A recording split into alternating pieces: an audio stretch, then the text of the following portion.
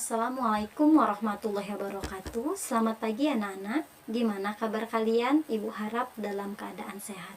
Baiklah, sebelum kita memulai pelajaran kita ini hari, sebaiknya kita berdoa terlebih dahulu. Berdoa dimulai. Berdoa selesai. Oke, di pertemuan kedua ini masih Ibu sampaikan materi tentang K3LH, tetapi dengan tema yang berbeda. Di kali ini, Ibu akan menjelaskan tentang perangkat komputer yang berbahaya bagi kesehatan dan rambu-rambu kesehatan dan keselamatan kerja di laboratorium atau workshop. Oke, di materi ini kompetensi dasar kita masih tetap, yaitu ada 3.1 itu untuk materi, yaitu menerapkan K3LH disesuaikan dengan lingkungan kerja. Lalu yang 4.1 itu digunakan untuk kemampuan keterampilan kamu untuk melaksanakan K3LH di lingkungan kerja. Adapun tujuan di pembelajaran kali ini yaitu dapat menerapkan cara penggunaan komputer dengan baik, dapat mengimplementasikan prinsip K3LH dalam lingkungan kerja. Lalu yang ketiga, dapat memahami bagian komputer yang berbahaya bagi keselamatan. Lalu ada indikator. Indikator kali ini yaitu memverifikasi kesehatan, keselamatan, dan keamanan kerja. Lalu yang kedua, melaksanakan kesehatan, keselamatan, dan keamanan kerja. Lalu menunjukkan perilaku ilmiah, memiliki rasa ingin tahu, bertanggung jawab, terbuka, dan kreatif. Lalu menghargai kerja individu dan kelompok dalam melakukan aktivitas sehari-hari. Oke, di sini akan Ibu jelaskan 5 tahapan yang akan Ibu sampaikan di pertemuan ini. Yang pertama itu pengertian, lalu masalah, baru nanti solusi masalah dan penyelesaian, dan terakhir itu Ibu berikan tugas. Oke. Di sini akan Ibu jelaskan tentang bagian-bagian komputer yang berbahaya bagi kesehatan. Oke, minggu lalu kan kalian sudah cara duduk sudah kalian pelajarin di waktu di depan komputer. Sekarang bagian-bagian perangkat yang berbahaya bagi kesehatan kamu. Ada beberapa hal yang perlu diperhatikan dalam perangkat komputer. Yang pertama itu yaitu monitor. Monitor komputer pada umumnya menggunakan tabung gambar atau CRT yang dapat memancarkan intensitas cahaya cukup tinggi untuk diterima oleh mata manusia. Oleh karena itu, bagian dari perangkat ini harus memiliki layar anti radiasi agar mata terhindar dari kerusakan. Lalu yang kedua, CPU. CPU itu Central Processing Unit. Bagian dari perangkat komputer ini tidak boleh langsung bersentuhan dengan tangan yang basah karena aliran listrik yang ada pada CPU dapat menyengat manusia. Lalu keyboard. Keyboard ini menunjukkan bahwa posisi keyboard merupakan salah satu faktor penyebab nyeri otot dan persendian. Hal ini disebabkan oleh pengguna jari-jari tertentu, jari-jari itu dengan dalam waktu yang lama. Lalu kabel komputer. Bagian dari perangkat komputer ini harus dihindari dari air karena dapat menyebabkan kontak. Dapat mengakibatkan hubungan arus listrik yang dapat menyebabkan kebakaran. Lalu printer. Karena suara kebisingan printer yang baik umumnya tidak menimbulkan kebisingan. Printer sistem laser lebih baik daripada sistem bubble jet atau down metric. Lalu di sini akan Ibu jelaskan tentang rambu-rambu rambu kesehatan dan keselamatan kerja di laboratorium. Udah. Apa itu rambu-rambu? Rambu-rambu adalah merupakan tanda-tanda yang dipasang di tempat kerja atau laboratorium guna mengingatkan atau mengidentifikasi pada semua pelaksanaan kegiatan di sekeliling tempat tersebut. Terdapat kondisi resiko yang terkait dengan keselamatan dan kesehatan kerja. Pemasangan tanda isyarat yang dikenal dengan rambu-rambu di tempat kerja sangatlah penting karena sebagai fungsi kontrol guna memberikan informasi yang jelas apa yang harus diketahui dan dipersiapkan pada daerah tersebut. Oke, di sini ada standar rambu-rambu K3. Rambu-rambu keselamatan atau K3 adalah yang perlu ditaati dan perlu dijalankan. Karena ada landasan hukumnya. Landasan hukum ini sudah tercantum pada Undang-Undang Nomor 1 Tahun 1970, Pasal 14B. Memasangkan dalam tempat kerja yang dipimpinnya semua gambar keselamatan kerja yang diwajibkan dan semua bahan pembinaan lainnya pada tempat yang mudah dilihat. Oke.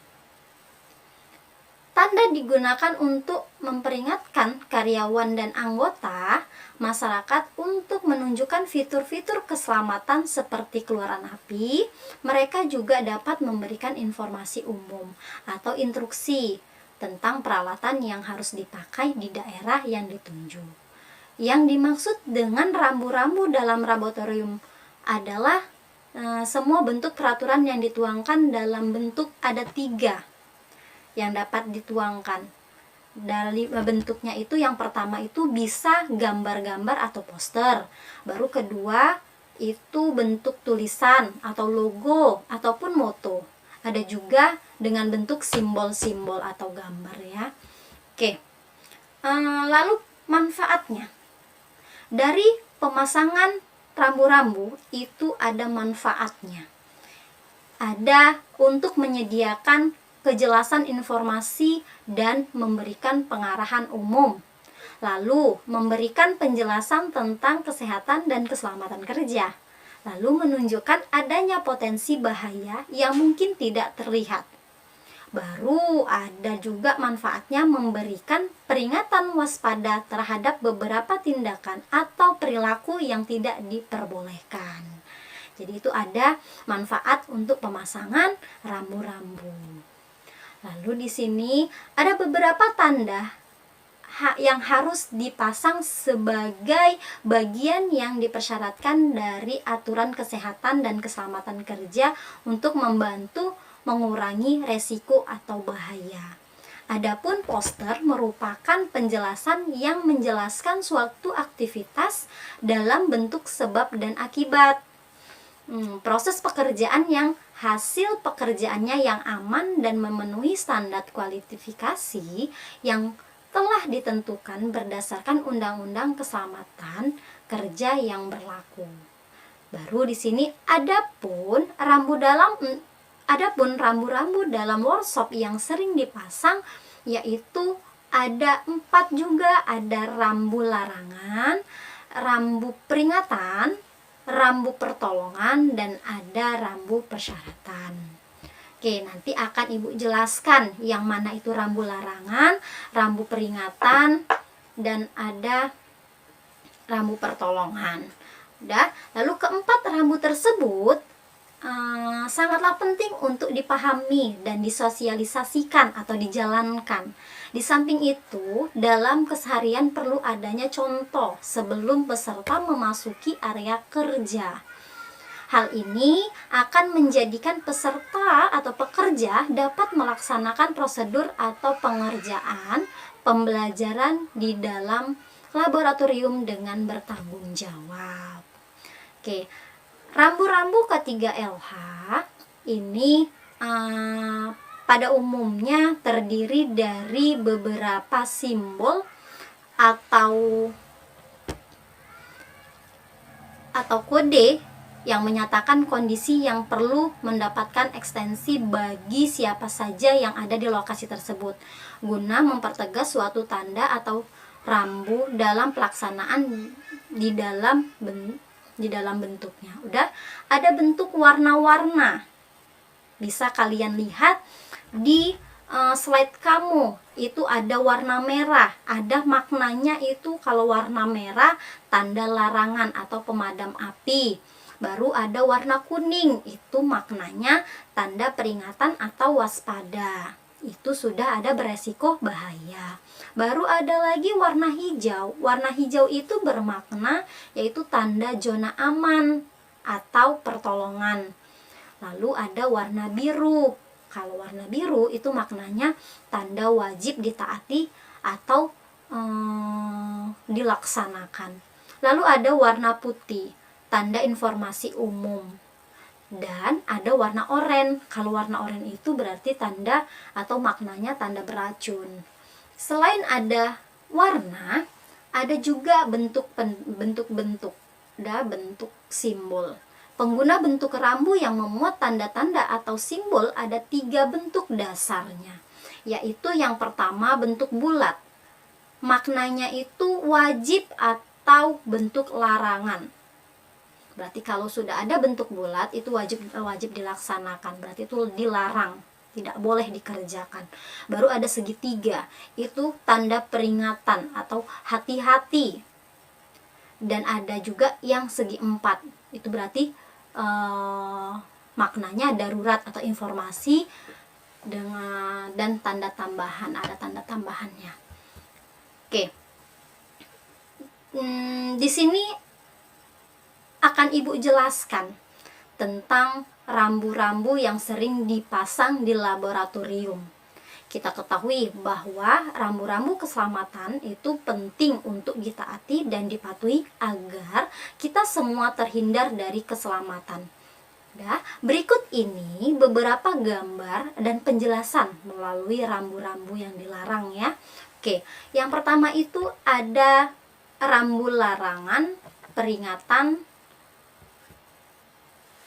ada juga rambu persyaratan. Oke, Ibu jelaskan. Ada yang namanya rambu larangan. Kalian bisa lihat di slide kalian itu ada rambu larangan. Jadi kalian perhatikan ya kalau sudah ada rambu larangan seperti ini. Rambu larangan ini adalah rambu yang memberikan larangan yang wajib ditaati kepada siapa saja yang ada di lingkungan itu, harus mematuhinya tanpa ada pengecualian. Lalu ada juga rambu peringatan. Rambu peringatan ini adalah rambu yang memberikan peringatan yang perlu diperhatikan kepada siapa saja yang ada di lingkungan itu, karena dapat mengakibatkan kejadian yang tidak diinginkan. Adapun peringatan yang perlu diikuti adalah sesuai dengan rambu-rambu gambar atau informasi yang terpasang. Oke, baru ada rambu prasyarat atau wajib dilaksanakan. Rambu ini adalah rambu yang memberikan persyaratan dilaksanakan kepada siapa saja yang ada di lingkungan itu, karena persyaratan tersebut merupakan kewajiban yang harus dilaksanakan. Oke, adapun persyaratan yang perlu dilaksanakan adalah sesuai dengan rambu tergambar atau informasi yang terpasang. Jadi ciri-ciri rambu yang wajib dilaksanakan ini itu sering ditemui, yaitu bentuk bulat, latar belakangnya berwarna biru, dan logo atau gambar berwarna putih. Oke, baru ada rambu pertolongan. Rambu pertolongan ini adalah rambu yang memberikan bantuan atau pertolongan serta arah yang ada di lingkungan itu. Karena arah tersebut merupakan petunjuk arah yang harus diikuti siapa saja, terutama bila terjadi kondisi darurat. Oke, ada lagi rambu informasi. Rambu informasi ini memberikan informasi yang ada di lingkungan, karena informasi tersebut merupakan petunjuk yang harus diikuti. Oke, demikianlah materi pertemuan kedua ini yang Ibu sampaikan. Semoga apa yang telah Ibu sampaikan dapat kalian pahami dan dapat kalian mengerti. Sebelum Ibu tutup, marilah kita berdoa terlebih dahulu agar kita selalu dalam keadaan sehat-sehat dan dalam menjalankan aktivitas kita sehari-hari dengan baik. Oke, kita berdoa. Berdoa dimulai. Berdoa selesai. Ya. Assalamualaikum warahmatullahi wabarakatuh.